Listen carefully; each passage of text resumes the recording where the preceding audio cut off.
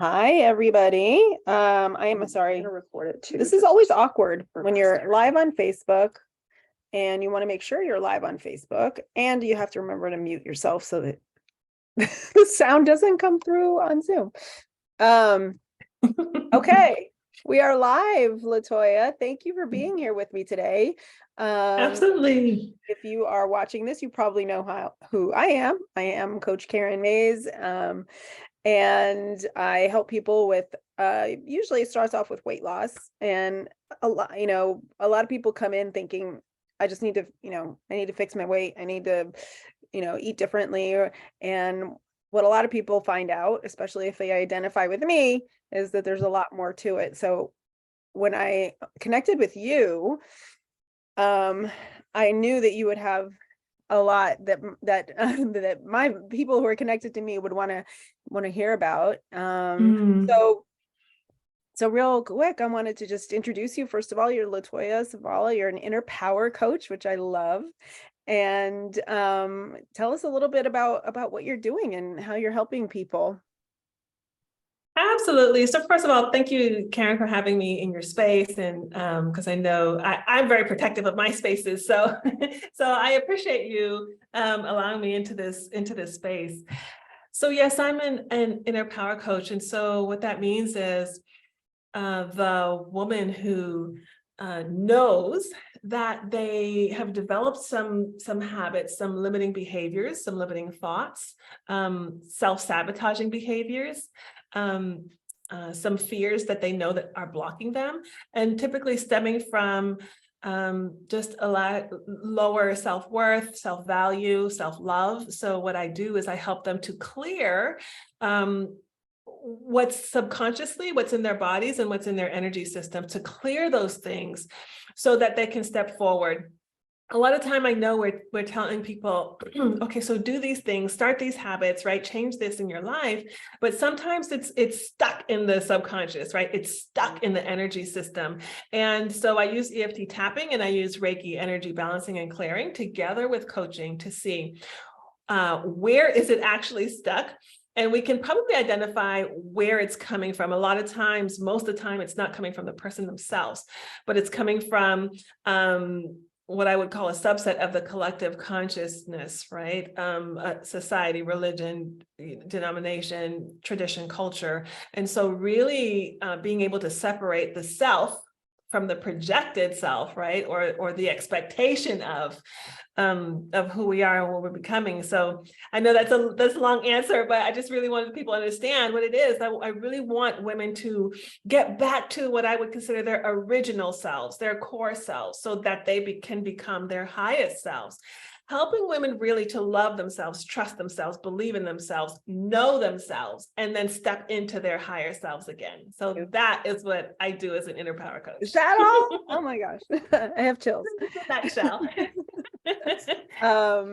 And yeah, and I just love that. And I think I shared this when you and I talked one-on-one, that like I'm really starting to see, and maybe I'm seeing, maybe it's my own bias, but I really think I'm starting to see a coming together of what I call, like, you alluded to, sort of working with people's energy and clearing things, and which to a lot of people, I'll be honest, LaToya, sounds a little like, we call it woo-woo, like a little, and but I'm starting to notice that people on the behavioral side, the people who really focus on the habit modification and behavioral psychology, the tactical, they're starting to talk about the same things. They might talk about them differently, but it really is starting to come together. And there's a lot, I'm seeing more open-mindedness on that side of things.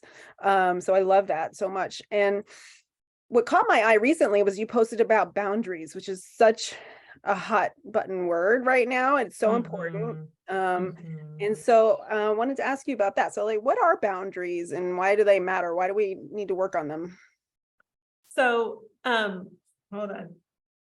So I did an email on this just not too long ago, right? So I want to read the definition from the dictionary of boundaries, right? So the definition from the dictionary says a line which marks the limits of an area, right? The limits of an area. And just so very simply, that's what a boundary is, right? The line that separates or contains a certain area.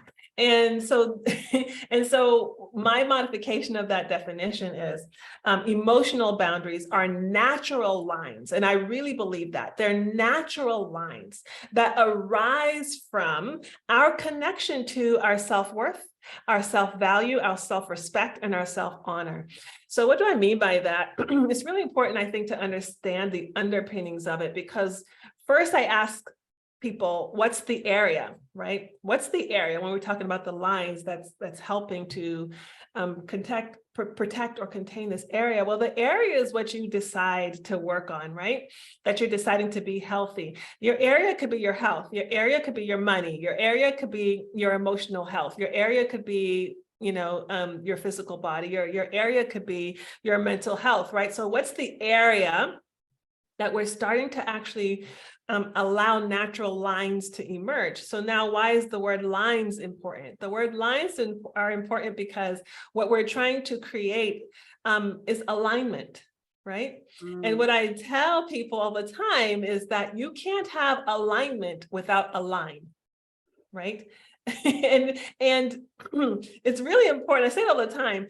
You can't come into alignment, right? This is alignment right here, right? You can't come into alignment if you have no line.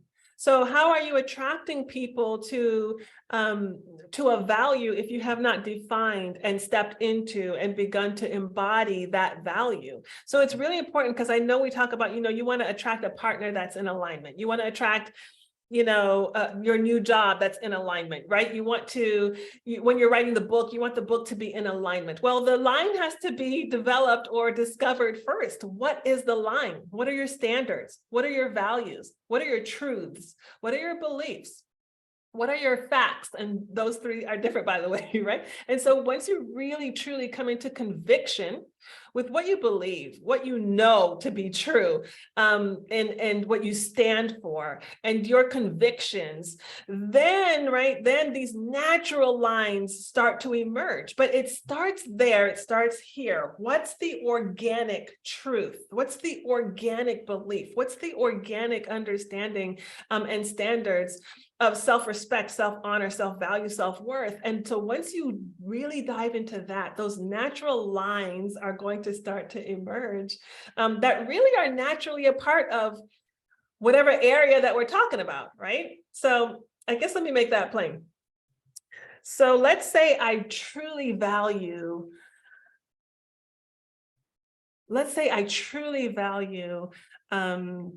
my feet, right? Let's just say it's really important for me that my feet are comfortable, you know, that they're well taken care of, right? So then if that's true, and then there are certain beliefs that arise around that, there's a natural line that's going to start emerging with my money, with my behaviors, right? With the people I'm around my feet. What do I mean by that? My money's going to start to be dedicated to things that are helpful and healthy and good for my feet, right? The activities that I choose to be a part of, even socially, I'm going to start making decisions based on what's good for, not good for my feet. So that's just a simple, maybe extreme example for some people, but that's what I mean by going in first and finding out the self-honor, self-worth, self-value, what you stand for, what's important to you, and allowing the natural lines to emerge around what it is. And then you start to come into alignment. And then the people, then the money, the abundance, the wealth, the coaches, the teachers are going to start coming into alignment because the natural lines have emerged. I can But share. I talked a lot, but yeah, well, I can share one from my own experience. I came about it sort of organically, not really understanding how all this related at the time, but you know, over time you take a bunch of different personality tests. They're kind of fun, right?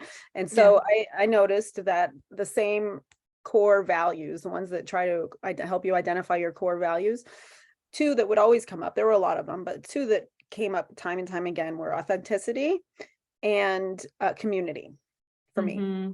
And so I started to notice that when I was out of alignment with either my own authenticity, or I was sensing it in a person or a situation, my stress level went way up. I started to feel out of alignment, right? And the same, same with community. That's kind of my thing. I love, I love community. That when I'm not doing something, and then they really go together, being authentic and community, finding a community of people that you can be authentic with, and that reflects your core, or some of your core values. I don't think everybody needs to be the same, but Right.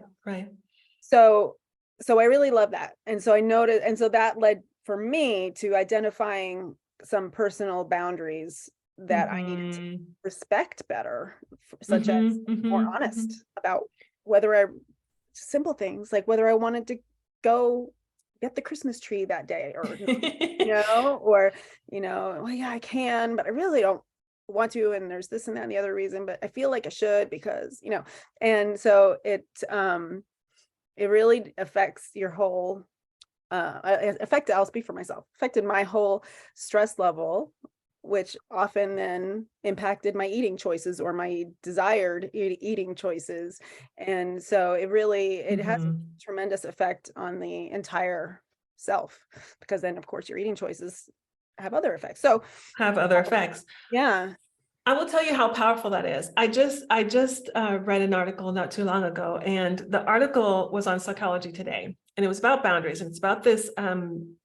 He's a therapist, I think also does coaching. And so he was talking about his experience with this client who felt like he was depressed. And when they got down to it, what they had discovered was what was masking itself as depression and low self-worth was actually lack of boundaries.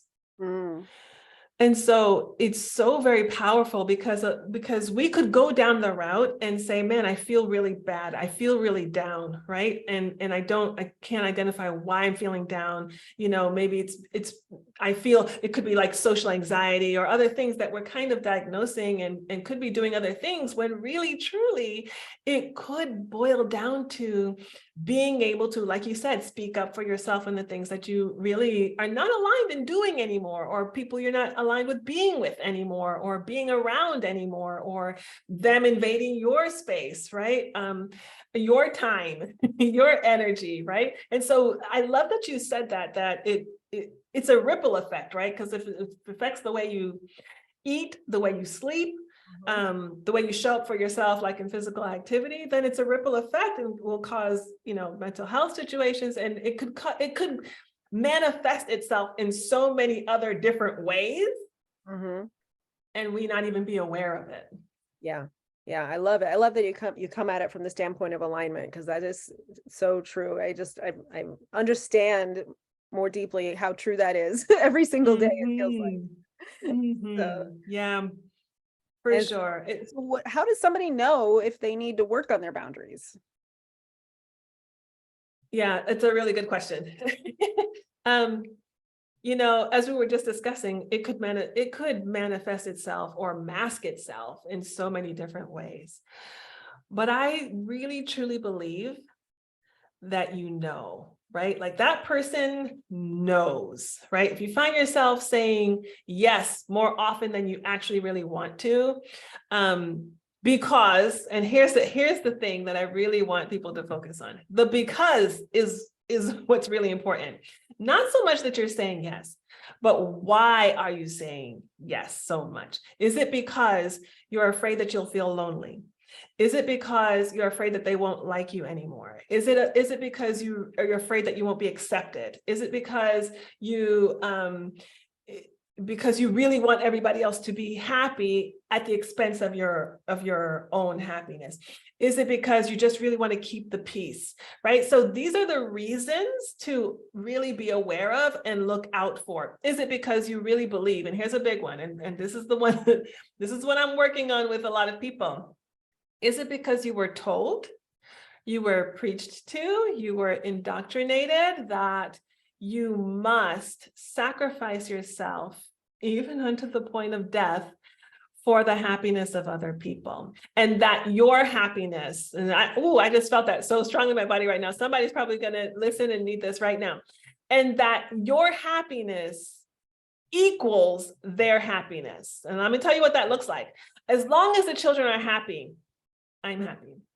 As long as my spouse is happy, I'm happy. And when you're saying that, and you actually, if you pay attention enough to your body, you can actually feel a sense of almost like, ooh, like a, ooh, like a heaviness, like a downness. And it's not that you don't want others to be happy, but it's that you're denying that you also deserve to be happy outside of their happiness, right?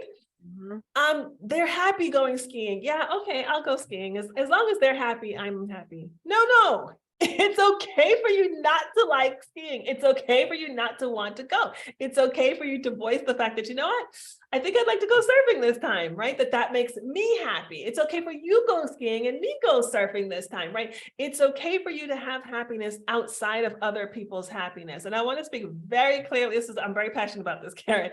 I want to speak very clearly because I know that as women, particularly for millennia, that we have been indoctrinated with that.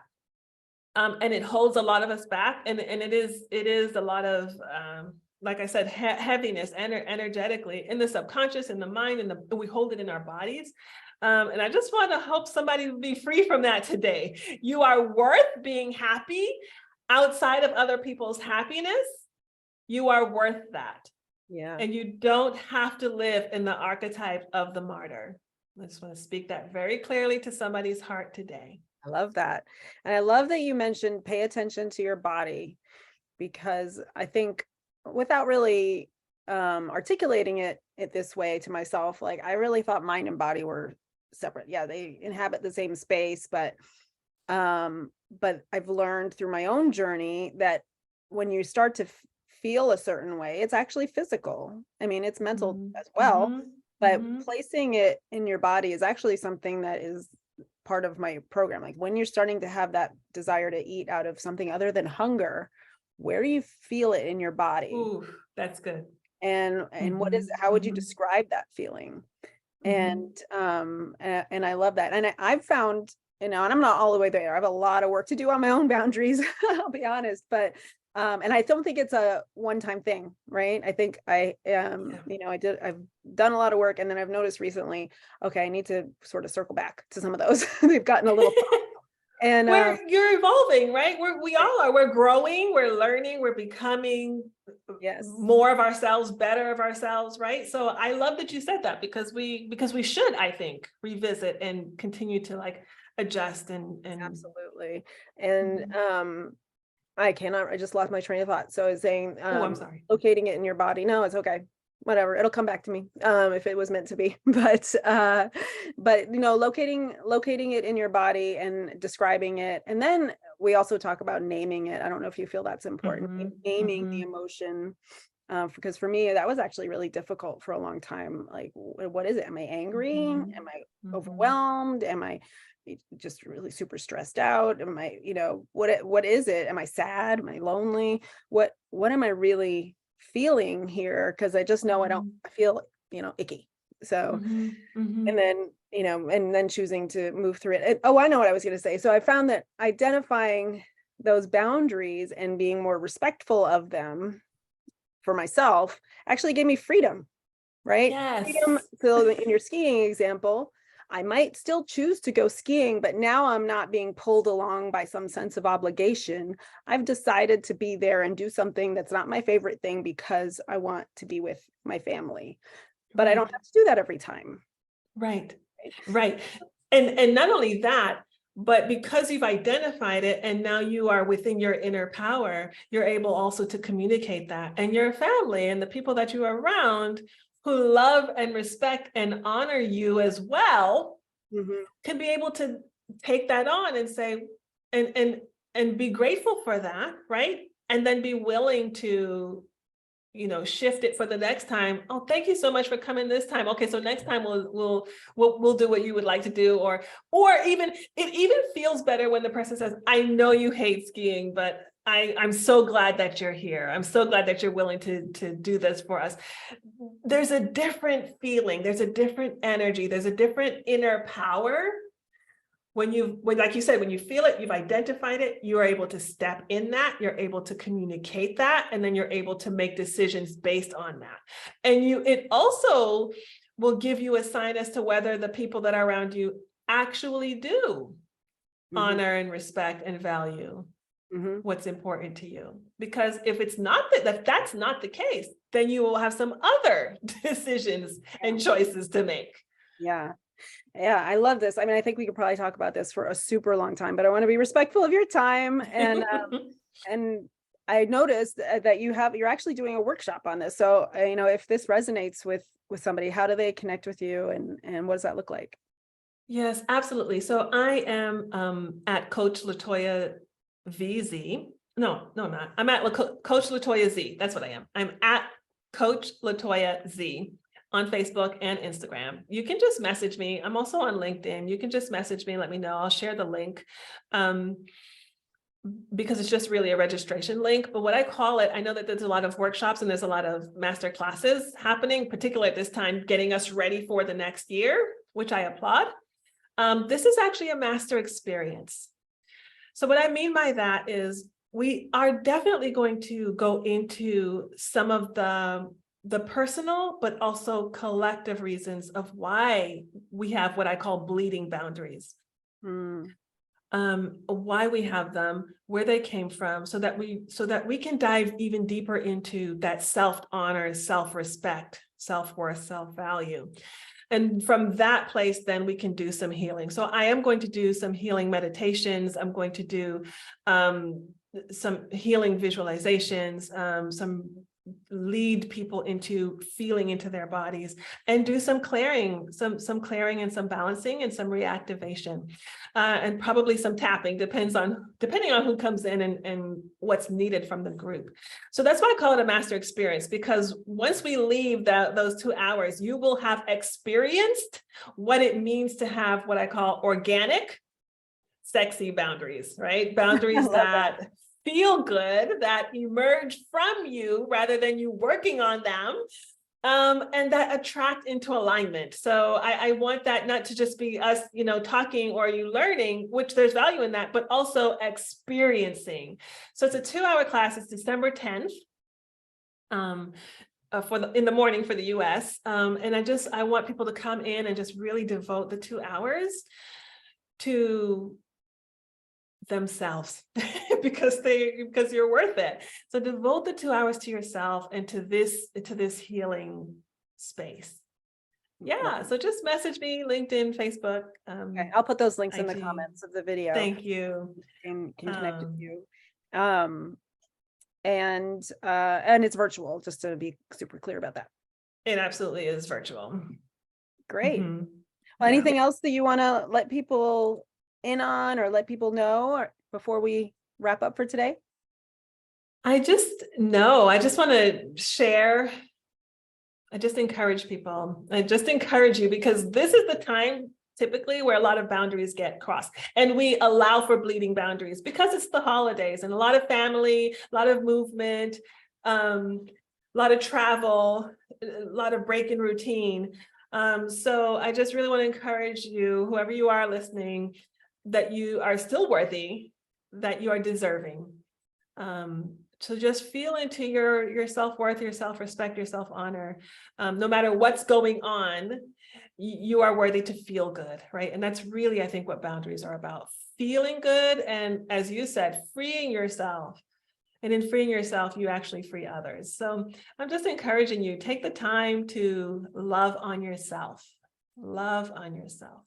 Yes, Yeah. I love that so much. Well, thank you. Thank you for spending this time with me today. And we'll stay in touch. And I'm excited to hear more about your workshop experience, Yeah. Thank you. Thank you. And thank you for having me. This was fun. Yeah, it was really fun. Thanks for doing it with me. I'll see you soon. Okay, see you soon.